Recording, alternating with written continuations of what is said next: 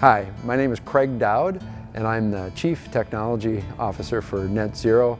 I like to think of myself as the design engineer for the system. So processing eggshells is an operation that we've been working on for some time now, and the eggshells themselves are dewatered before we get them.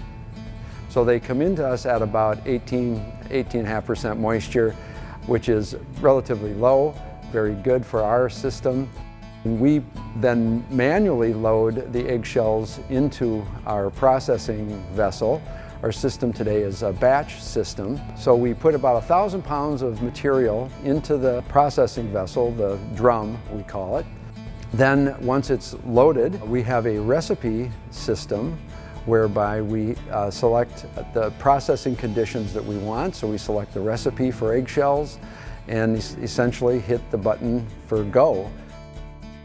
The system has infrared heaters that provide the heat energy to do the moisture reduction and the separation of the membrane from the calcium carbonate shell.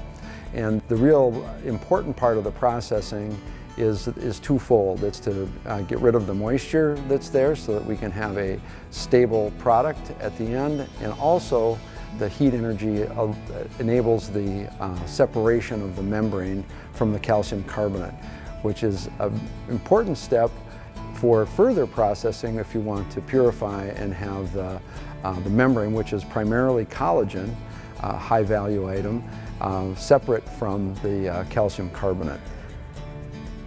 Processing time for a 1,000-pound batch is roughly an hour. It depends a little bit on the nature of the materials coming in, their initial temperature, as well as initial moisture. So we can process roughly 7,000 pounds easily in an 8-hour shift. The system has automatic controls, so that with the recipe structure, we simply set it up so that it runs for a particular amount of time at a particular temperature. The rotation of the drum is all specified according to temperature too, because the material changes properties as it's heated and as it's dried and as these materials separate. So we need to take that into account with the processing conditions. The unloading is a pretty simple operation where we simply have an opening in the unloading end. We call them unloading doors.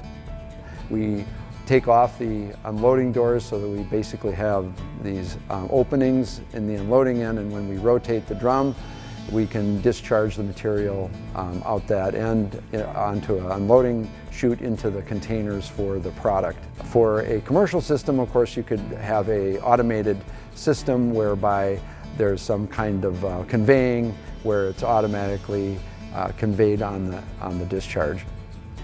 One other really interesting and important part of this process that I'm excited about is that given the time and temperature and moisture conditions, we are going to be achieving a 5 logarithmic reduction in pathogens. So a 5 log reduction is typically considered ready to eat in the food industry.